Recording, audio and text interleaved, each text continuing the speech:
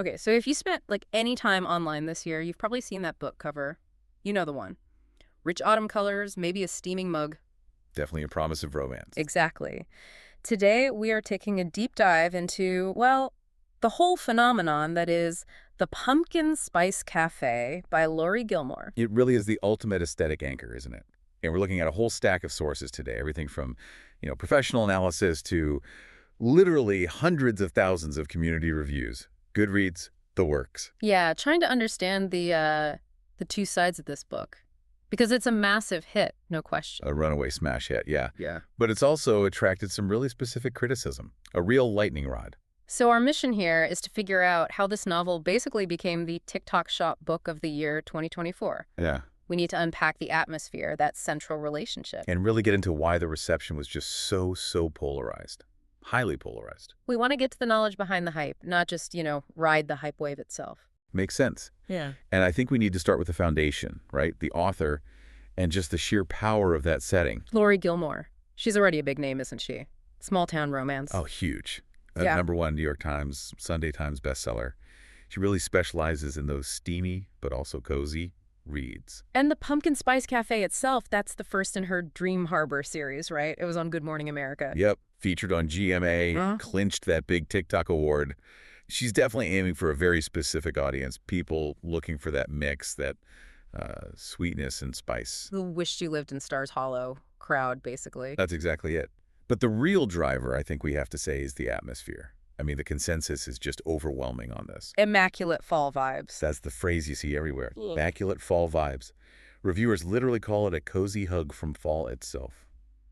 And the setting, this fictional town, Dream Harbor, New England. It does all the heavy lifting, you think? Absolutely. Colorful leaves, the coffee shop, pastries everywhere. Quirky fall festivals, a midnight ghost hunt.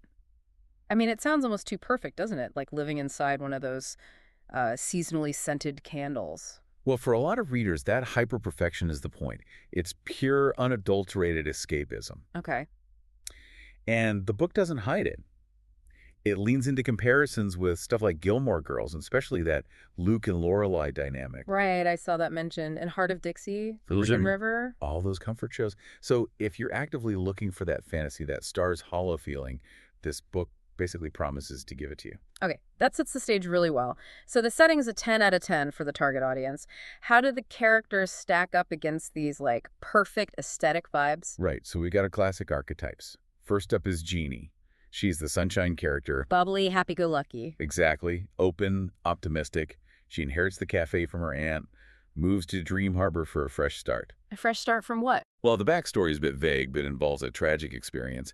Seems linked to a super high-stress job back in Boston that left her feeling really isolated. So, Dream Harbor is the escape. Gotcha. And her counterpoint is Logan, the grumpy one. Uh-huh. He's the hunky farmer. Very cautious, deliberately avoids town gossip. Why is that? Because of a really public past heartbreak. Apparently, he proposed to his ex, like in front of the entire town, and it went badly. Ouch. Okay, so he's guarded. Very. And their meet cute kind of sets that tone. Jeannie actually mistakes him for an intruder. Oh, when he's doing a delivery or something. Yeah, an early morning drop-off at the cafe.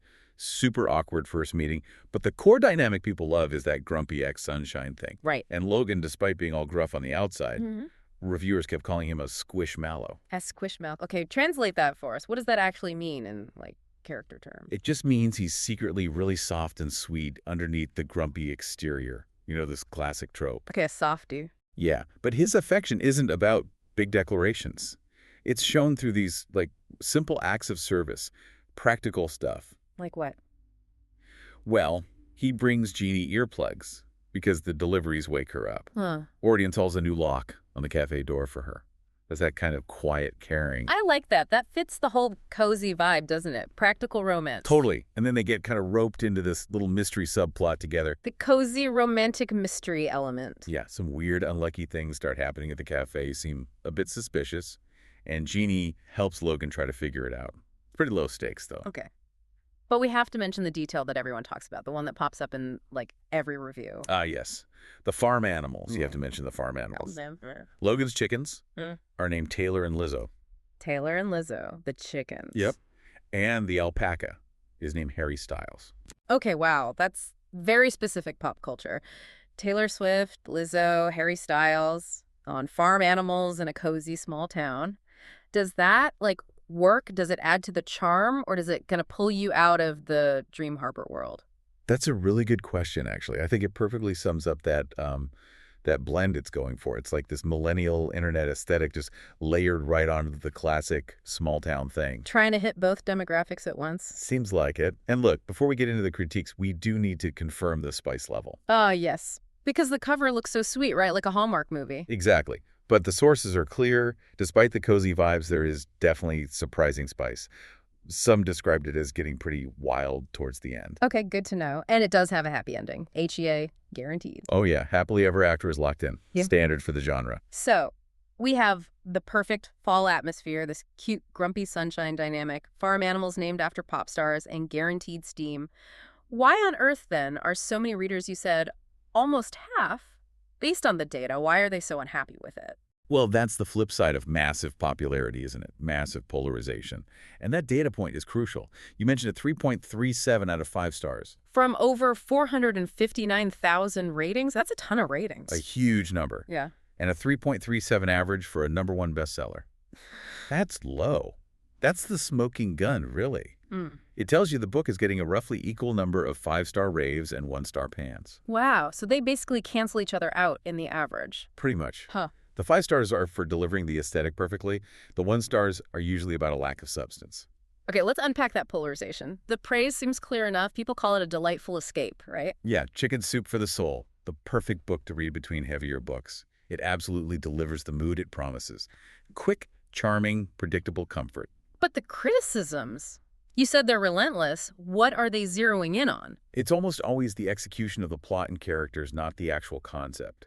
The #1 complaint, repeated over and over, is pacing, specifically insta-love.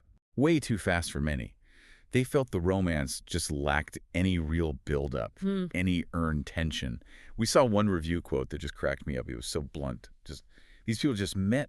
Stop it. Haha, okay. I can picture that frustration. And that fast pacing. Does that affect the characters, too? Like, is the argument that the vibe was so strong it sort of papered over weak writing for some people? That's precisely the argument critics make, that it's just vibes, that the book feels kind of hollowed out. Okay. Which leads to the second major issue. Yeah. Readers finding Jeannie and Logan themselves kind of shallow or generic, just filling the tropes. One reviewer memorably called them blown-up balloons of people. Oof, blown up balloons, like just shells. Yeah, not fully fleshed out, beyond Sunshine Girl and Grumpy Guy. And even the conflicts felt weak to critics. The cozy mystery part. Widely called very poor or heavily spoon-fed, like there was no real challenge or surprise for the reader in figuring it out. Okay, so the mystery was a letdown for many. What about the main romantic conflict? That seems to be the truly fatal flaw for the critics. Oh. The sources are pretty consistent here. The main tension relied almost entirely on predictable miscommunication. The classic romance trope people love to hate. Exactly. And specifically, a stupid third-act breakup that just seemed to annoy everyone who didn't like the book. Apparently, they have the same argument like 3 times in the last 70 pages or so. Well, that sounds exhausting. It just kills the romantic momentum before the guaranteed happy ending. Totally. And it ties into an inconsistency people pointed out with Logan's character, too. How so? Well, he's supposedly defined by avoiding town gossip and public attention because of his past trauma. Right. The public proposal disaster, yeah. But that trauma itself is defined by public attention. Yeah. And then the third act breakup apparently hinges on him having these massive trust issues and refusing to believe Jeannie when she says she's staying in Dream Harbor. It just didn't quite track logically for some readers. His actions didn't seem consistent with his stated motivations. Right, the internal logic felt a bit shaky. Exactly. Yeah. And it all kind of leads back to this frustration people felt because of the TikTok effect. The marketing angle. We have to acknowledge it, yeah. Yeah. TikTok book marketing is heavily aesthetic-driven.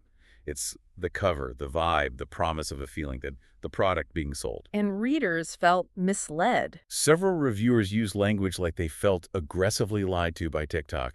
They bought into the beautiful fall packaging, the cozy promise. But the actual content, the plot, the pacing, the character depth didn't live up to that visual hype for them. Precisely. It didn't hold up under scrutiny once they started reading. That really does capture the paradox perfectly, doesn't it? The Pumpkin Spice Cafe seems like the ultimate case study in, like, perfect market fulfillment. It nailed the seasonal desire for cozy, low-stakes escapism mixed with some spice. It absolutely did. It captured that zeitgeist. But its huge success also threw a spotlight on those common pitfalls when you maybe prioritize the aesthetic over the narrative mechanics. Right. If the pacing's too quick, you lose the tension. And if the characters are just archetypes doing tropey things, the reader's investment can just evaporate once the pretty descriptions stop. Okay. So, now you, listening, should be fully up to speed on the core ingredients, the unique flavor, let's say, and the whole critical conversation around this massive reading trend. You get why it's hailed as cozy perfection and why it's criticized as maybe being a bit hollow. Yeah, you understand the hype and the backlash.